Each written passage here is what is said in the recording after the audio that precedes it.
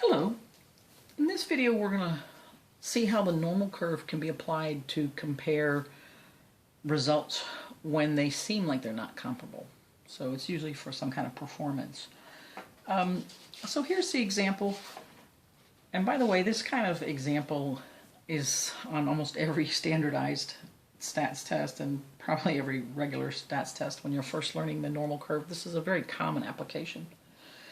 Suppose Carlos earned a 95 on a biology test, which had normally distributed test scores, and you have to be told they're normally distributed. That's the only way you can use and apply the z-scores and the empirical rule and all that.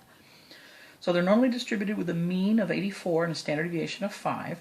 July earned a 79 on a finance test, so a completely different test, but it was also normally distributed and had a mean of 76 and a standard deviation of 1. Who did better?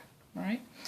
So I went ahead and drew the distributions, and I purposely wanted to make this more like a pancake and this a little bit more like a spike, because again the standard deviation here is 5, whereas here it's just 1. In fact, let me go ahead and put that.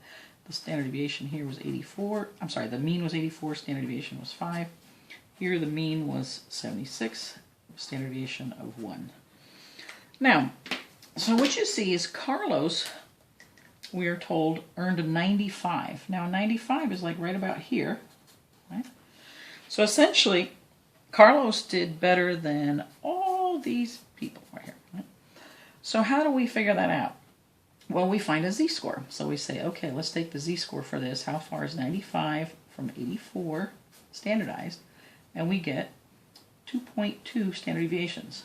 From there, we just go through normal CDF, right? And we say, oh, from negative 100 standard deviations to 2.2 standard deviations, you're going to get 986, right? Which means that basically Carlos did better than 98.6% of all people taking that test.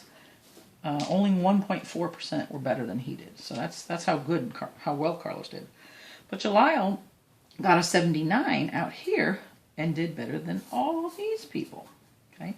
So what's the z-score for Jalil? Well, we know it's 3, right? It's 79 minus 76 over 1 is 3 standard deviations. When you do normal CDF from negative 100 to 3, you're going to get 0.9987. So again, who did better? Well, Jalil did better because once you standardize these two, even though they had slightly different shapes in the sense that one was more spread out and one was more of a spike, the z-scores are really telling. You could really tell right from the z-scores. Here, a z-score of 3 is farther from the mean, which means it's more unusual. So again, remember about piles. Look at my piles. That pile is taller, and as you get further out, like to 3 standard deviations, the piles are what? Shorter, because this is more unusual. It doesn't happen very much. Very few people can perform at this level. So the idea is, the further out a value is from the mean, the more unusual it is. The closer it is, the more typical it is. Okay? So Jalil did much better. So who did better? Jalil did. Okay? And let me just address one last thing that might come up for some people. That's the end of this actual problem. But some people may say, hey, wait a second, I thought we were told when at 3 standard deviations we capture 99.7, so what's going on here? So let me just address that. When you're told 99.7%, that's from the middle, from the mean, okay? So what happens is you're missing, right, 0.3%, which is 0.03. So when you divide that in 2, right, divided by 2, it's 0.0015. So that means you have 0.0015, or you could say 0.15% here and also here, right? So if you're going to add, so here we have 0.997. If you're going to add 0.997 plus 0.0015, you're going to get 0.9985, right? Which was very, very close. If you really go out for here, it's 9987.